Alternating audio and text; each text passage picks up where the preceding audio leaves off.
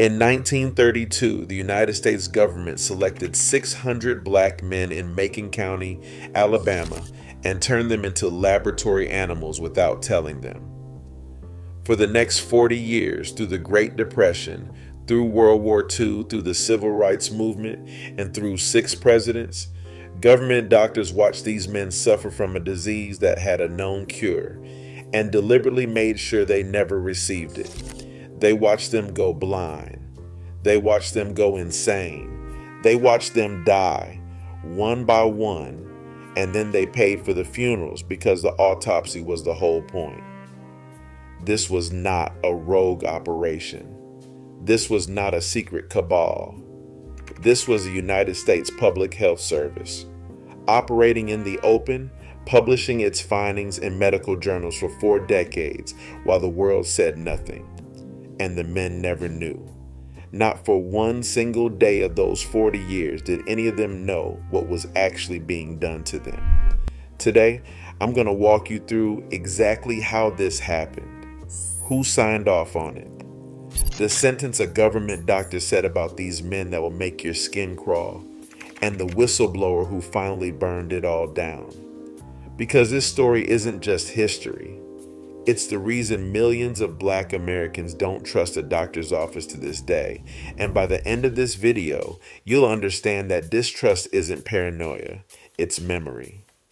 And before we go deeper, this story is exactly why I wrote the book, 150 Crimes Against Black America. Tuskegee is one of 150 documented crimes in that book.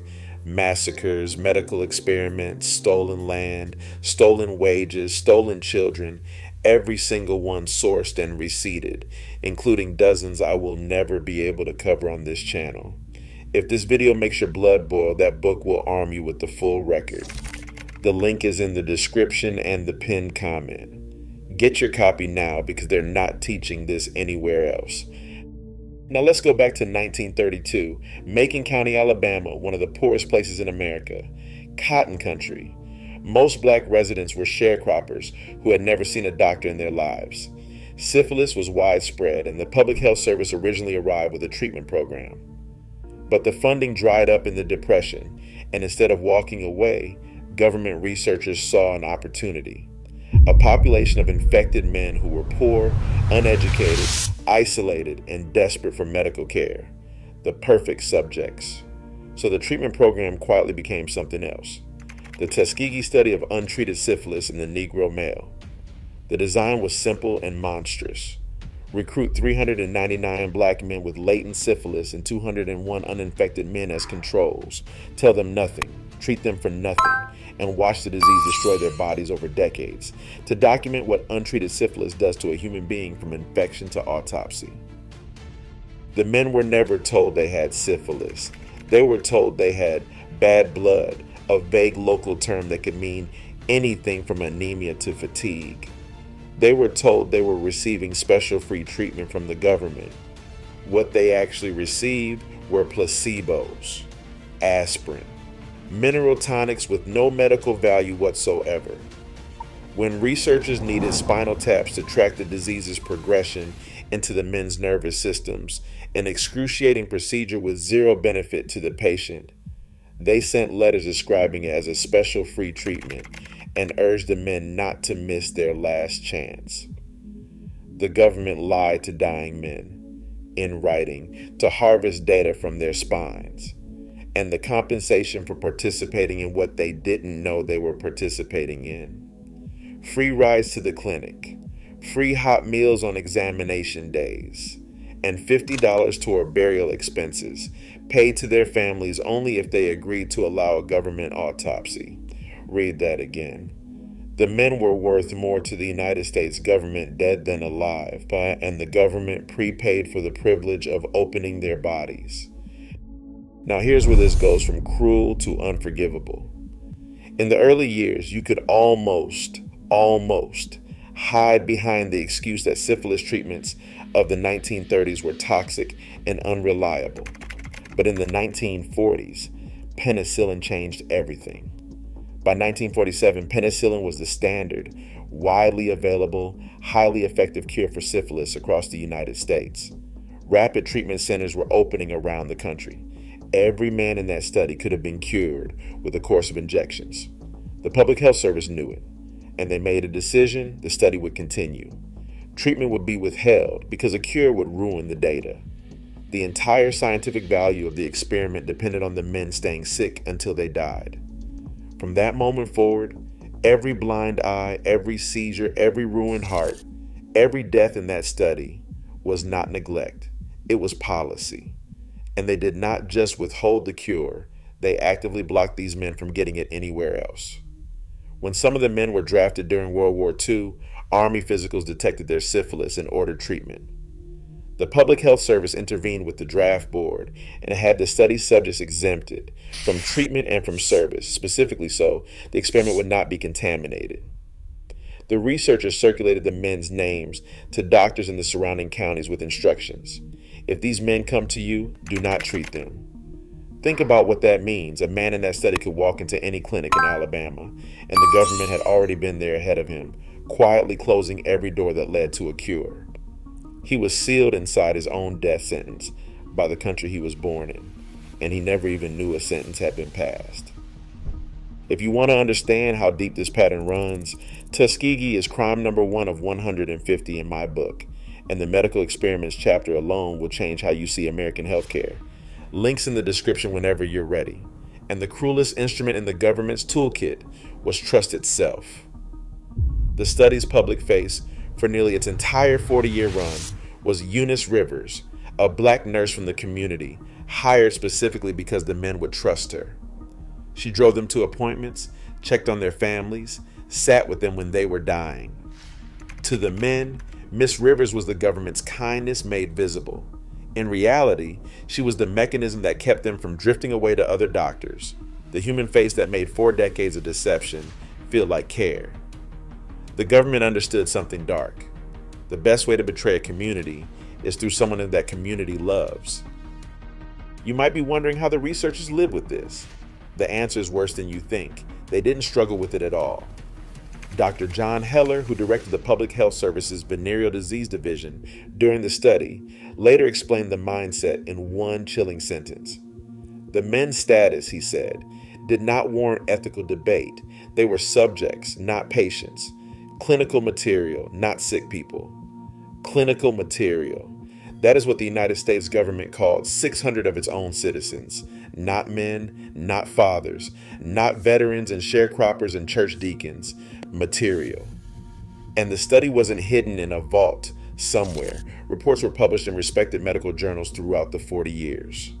Over a dozen articles openly describing untreated syphilis in black men, read by thousands of physicians.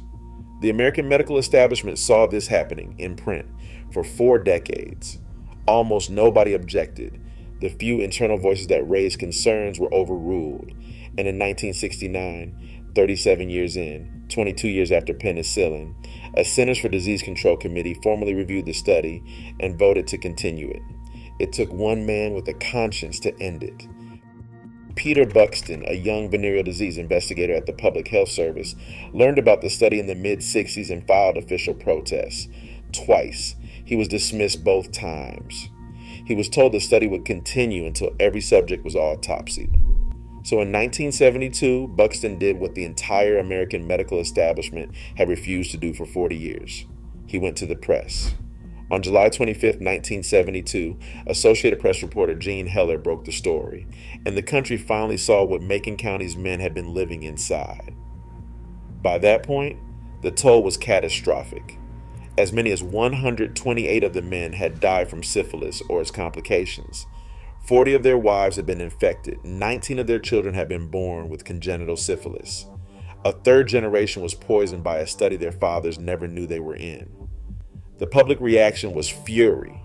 Senate hearings followed. The study was finally shut down in November 1972. It was not because the government developed a conscience, but because it got caught. The survivors sued, and in 1974, the government settled for $10 million in lifetime medical care for the men and their infected families. Do the math on what 40 years of a man's life was worth in that settlement. It comes out to less than the price of a used car per year of deception. It took 25 more years for the United States to even say the words. In 1997, President Clinton formally apologized on behalf of the nation, with 5 of the 8 remaining survivors present at the White House. One of them, Herman Shaw, was 94 years old. The last survivor of the study, Ernest Hendon, died in 2004, 72 years after the government first lied to him. And in 2010, researchers digging through the archives discovered the sequel nobody expected. The same public health service, some of the same doctors, had run experiments in Guatemala in the 1940s where they didn't just watch syphilis, they deliberately infected prisoners, soldiers, and mental patients with it. Tuskegee wasn't an aberration, it was a method. So when you hear that Black Americans are less likely to trust doctors, less likely to join clinical trials, more hesitant about government health programs, understand what you're actually hearing. You're hearing the echo of Macon County. Grandmothers who told their children never to let a government doctor near them weren't spreading superstition. They were passing down survival information earned with the bodies of 600 men. The study reshaped American medicine. It forced the creation of informed consent laws, institutional review boards, and federal research protections that exist to this day.